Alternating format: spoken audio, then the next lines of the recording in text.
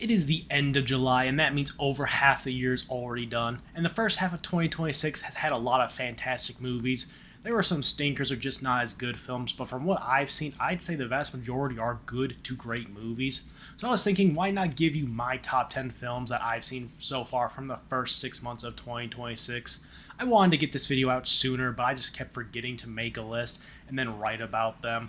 So better late than never, I always say, but because it is my top 10 films of the first half, none of the films I've seen in July will be on this list. So no Evil Dead Burn or The Odyssey, even though they might have been able to make this list if I counted July as well. But before we get into my list, what's your top 10 films of 2026? Or if you don't have a top 10, what are some of your few favorites that you've seen in the first half of 2026? Let me know down in the comments below. And just getting it out of there, my list isn't the right list. You will probably have a wildly different list, and that is okay. I had a pretty hard time making this list. It honestly could change after posting this video. But without wasting any more time, let's just jump straight into it. Coming in at number 10 is Over Your Dead Body. One of the biggest surprises of the year for me. This film is one of the funniest I've seen this year.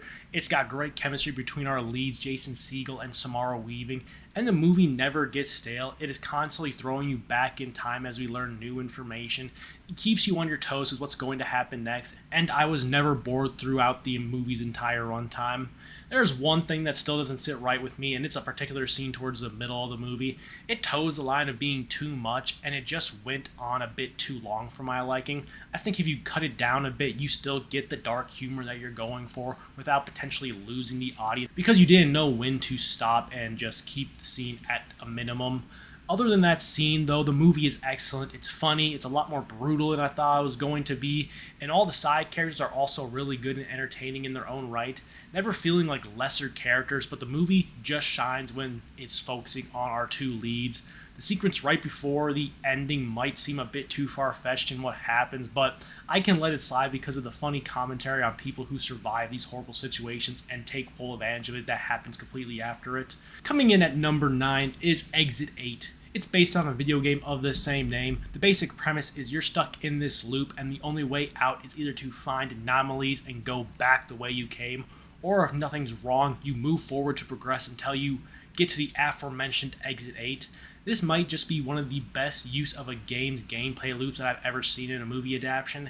It keeps the feel of the game while also letting the audience join in if they want to.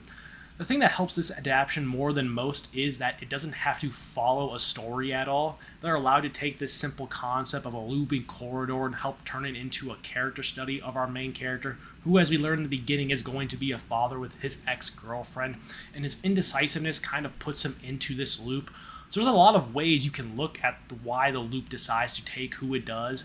I kind of look at it as a way to potentially help those who need it, who are kind of at a crossroads of their life and just not knowing how to process all that. But you can also fail and become part of the loop yourself. Throughout the film, I was trying to see if I could find the anomalies myself before the protagonists, and some of them are very obvious and some so minute anyone could miss them. It helped me keep me engaged for more than I thought I was going to be. This is easily the best video game adaptation I've ever seen, and I want more people to watch this movie. I don't think everyone is going to get as much out of it as I did, but I don't think you'll be disappointed with the movie at all. Coming in at number 8 is No Other Choice, which was directed by Park Chan-wook, who is probably my favorite international director. I haven't seen all his films, but the ones that I have seen are some of my favorites, and I've loved all the films that I've seen, and this is no different. A satire of not just the workforce that can chew you up and spit you out like nothing, even if you've been a dedicated worker and one of their best workers and giving them the best years of your life, to then the uncertainty of getting another job, even if you're overqualified, and having to deal with having to give up some of the luxuries that you've come accustomed to because you can no longer afford them. The humor is great. It's dark comedy, so it's not going to work for everyone. But even if it doesn't work for you, the social commentary is very poignant. It never feels over the head smashing with what it's going for. And I think it also does a good job at showing you what losing a job can do to a person. Not just affecting that, but also his family situation, how he looks at himself as a man, as a provider, and everything that goes with it. The performances across the board are great. It has a score that matches everything really well. I will say at times it did feel it was moving a bit too slow for its own good. But other than that, I don't have any issues with this movie. Across the board, this film is excellent and is a worthy addition to Park Chan-wook's filmography. You should definitely check it out if you can. Coming in at number 7 is Send Help, Sam Raimi's return to the horror genre, and it was definitely worth the wait. Send Help feels like a mix between Castaway and Misery. This is probably one of my favorite survival horror films ever. You get two very memorable characters in Rachel McAdams' Linda and Dylan O'Brien's Bradley as the only two survivors from the plane crash. Their dynamic is wonderful, Linda being the super effective, intelligent, and reliable worker when trapped on the island, being the only reason that they have a chance to escape and or survive. And then you get Bradley, a spoiled rich kid given his position because he inherited it from his father, and when it comes to surviving, he's just out of his league. It switches the power dynamic between the two, and seeing Bradley slowly get more mad is wonderful. The practical effects in this movie is great, the gross out horror is very effective, and it's just something that Sam Raimi is so good at, finding ways to torture in a good, fun way his actors, while never being too mean with it. The movie is hilarious, brutal in all the best ways. The movie keeps you on your toes with what's going to happen. When is the breaking point for these characters? And are they too far gone for their own good? Who's to say, but one is obviously thriving throughout this film while the other cannot come to terms with his potential new life, which is fair. The movie wants you to root for one person and be against the other, but as the movie goes on, those lines start to blur, and you don't know who to really feel sympathy for and who's really the bad guy here. This is horror comedy done right, something Sam Raimi has always been able to mix together so well.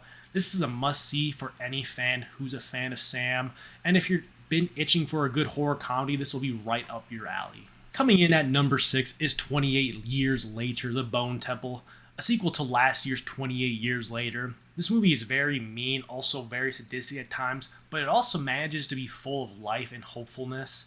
I don't know how they managed to pull those two drastic tonal changes into a film without giving the audience whiplash, but they did it. The movie features the Jimmy Gang and their leader, Sir Jimmy Crystal, who are a very messed up bunch, and that goes back to how Jimmy treats everyone he interacts with because of his messed up childhood, surviving the outbreak and never truly growing up and finding a healthy way to deal with his trauma. So he spreads all his hurt to everyone and anyone around him, making his group of Jimmys just as messed up as him, and they live for it. They don't care about it being bad because it's probably all they've known for such a long time, so they help him spread his destructive, volatile hatred to the world. But the movie knows Sir Jimmy Crystal is also a product of what he's gone through. So they show him having these more complex emotions and dealing with them when he meets up with who could potentially be Old Saint Nick, aka the Devil. We then get our other main focus of the film that brings out the hopefulness of the film, Dr. Kelson and Samson, who is an affected individual. Their relationship throughout this film is really great and is the hopefulness that this movie needed to inject into it before the movie became way too bleak for its own good. And the implications it has for the series as a whole moving forward is interesting, that I hope it's addressed with the third film that I still hope is happening. There's one sequence towards the end of this film that's one of the best I've seen all year. It's so well done, and everything about it just makes you feel hyped and are in on the crazy ride with the characters. An excellent follow-up to a polarizing film that deserved to do a lot better at the box office. Coming in at number 5 is Tuner, another big surprise for me this year. I didn't even hear about this movie until a few months before its release. It was a preview before another film that's on this list, and I was instantly sold on the movie. It looked like a lovely throwback crime thriller, and I was not wrong. Across the board, this movie has great performances from the leads all the way to smaller roles. The relationship between our main character and his mentor is easily one of my favorites this year. They complement each other so well, and you can tell they love each other so much in their own unique way. The idea of using someone who has this rare disease, as he's allergic to noise, to them to be able to crack safes because of it is a really cool idea. And the way they use the sound design when he's doing this is excellent. Also, the sound design when he puts on his bigger earmuffs or something happens to his hearing, they do a great job bringing you into his world during those sequences. It's something that other movies do at times, but whenever this main character has anything happening to his ultra-sensitive hearing, you, the audience, are just drawn into that scene, and it's just well done throughout the whole film.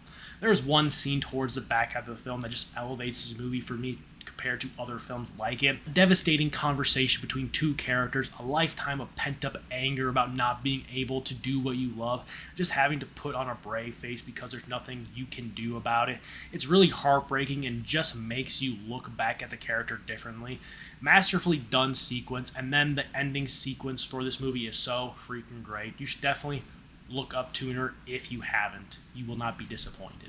Coming in at number 4 is The Furious. Now, this is a movie that there's not much to be said. This movie is action cinema at its finest, and I don't think any other film is going to have more engaging and exciting action as this one for the rest of the year. While the movie's plot is very generic, and you've seen others with the same premise, it doesn't even matter because The Furious makes up for it with excellent action set pieces that keep you entertained the whole time. The two main characters are also compelling, which just adds to the film being so freaking great. The cherry on top for this film is the final act. The whole film has excellent engaging action sequences, and they all get outshined by the film's final action sequence. It's balls to the wall insane, crazy, excellent choreography, and all the moving parts that have to be working together to get this done is outstanding. I genuinely want to know how long it took to film this sequence. How many takes did it take? I wouldn't be surprised if this took the majority of the filming time.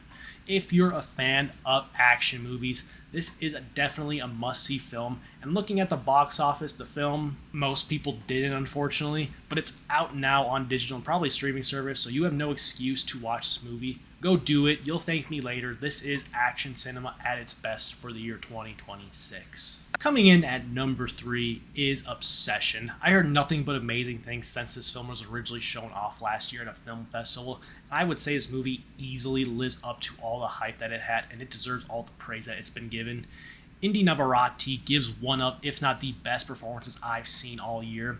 I don't really care about awards too much, but if she's not cleaning up award season come beginning next year, I think there might be something wrong with everyone who votes for these kind of things. She gives you such a wide range of emotion in her acting, going from intense to soft in a bad of the eye. You don't really get a performance like this that often, something that truly transcends the movie that it's a part of. And that's not to say everyone else isn't doing a great job. Everyone in this movie is acting their butts off. This might as well be one of the most well-acted films ever from everyone involved. While I haven't seen every other film, shockingly, I just don't think I can think of another movie where everyone is giving the movie 100% and everything just clicks together on the acting side. This is arguably one of the best horror movies of the decade.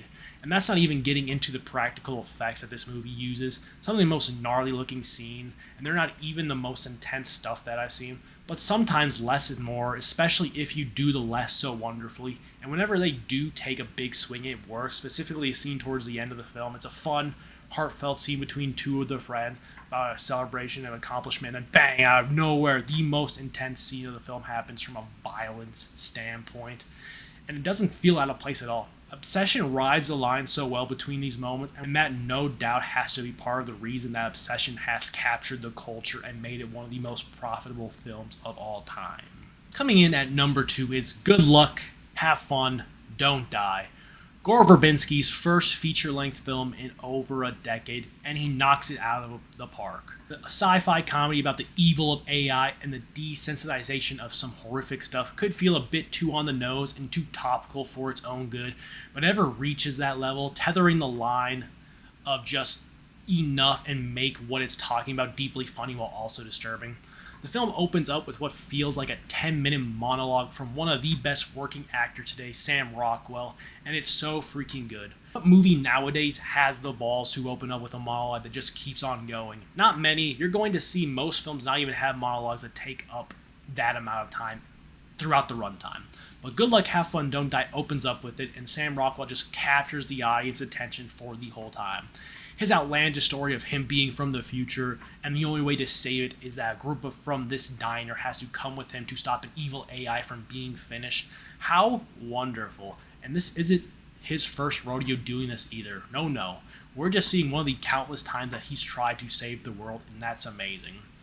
We don't just get his journey, but the journey for some of the group members and how ended up in the diner to begin with, which might seem boring, but Good Luck Have Fun Don't Die has a lot to say about current day living, from kids being too glued to their phones that they feel like zombies that will do anything they're told to by the phone, to how school shootings are really desensitized, and the way they make it outlandish is you could just clone your kid and potentially make them better, all completely subsidized by the government if it's a public school, to finally going at the lures of virtual reality, and that is just a better than the real world and dealing with all its hardships and emotions. It takes a lot of big swings, and I think it nails them all wonderfully. Everything has a purpose being in this movie, and nothing feels like it's wasting your time. Everyone pulls their own weight, and the ending is probably one of my more favorites that involve multiple times going through the same thing. It's great. This movie's excellent, and everyone should watch it. Now, while thinking about my favorite films from the first half of 2026, it's changed quite a bit. In making this list, it's even changed a lot from the first write-up. But there's one movie that hasn't changed at all, no matter what's come out after. So coming in at number 1 is Project Hail Mary. There are a few films that work as this big blockbuster event that gets everyone talking, while also being so much more. And Project Hail Mary is one of those rare films. It gives the audience the spectacle that you want from these kinds of films, while also being a celebration of the human condition, showing off the greatness that can be done when we as humanity come together. Just show off that no matter what, humankind is worth fighting for, even if it means you won't be the one to benefit from it. The movie is a lot funnier than it has any right to be, while also getting you to feel every other emotion during its runtime. One moment you're laughing, feeling excitement at what just happened. The next you could feel immensely sad for a rock creature. And I don't think there's another movie that's made me feel such an attachment to a rock monster as Project Hail Mary. The relationship between Rylan and Rocky is one of, if not the best friendships I've seen in a movie, period. From the first meeting of the two in the tunnel, Rocky and Rylan mimicking each other to try to communicate, to then making a way to communicate, it's all so well done and never feels like it's overstaying its welcome. Ryland is a recluse by nature, and his relationship with Rocky has given him a newfound appreciation for his life. They could have added so much more of just them, and I wouldn't have complained at all. They are the heart and soul of this movie, and that's not even getting into the practical effects and sets that they did for this film. Project Hail Mary is everything that's great about the movies, so full of life, charm, and whimsy. I don't think I could say anything slightly negative about Project Hail Mary, even if I was trying to be as cynical as I could be. You've probably already seen Project Hail Mary, but if you haven't, this one is definitely worth it. Ryan Gosling is fantastic. I want him to win Best Actor. I really think he will? Probably not, but he should. It's amazing, and Project Hail Mary should definitely be on your movies that you want to watch this year if you haven't yet. That is my top 10 favorite films from the first half of 2026. Like I said, my list isn't the right list, it's just mine. But I want to know, what are your favorite films so far this year? And what are you looking forward to from the second half of 2026? Thank you all for watching. Like, comment, and subscribe to keep up to date with my next review. And have a great rest of your day.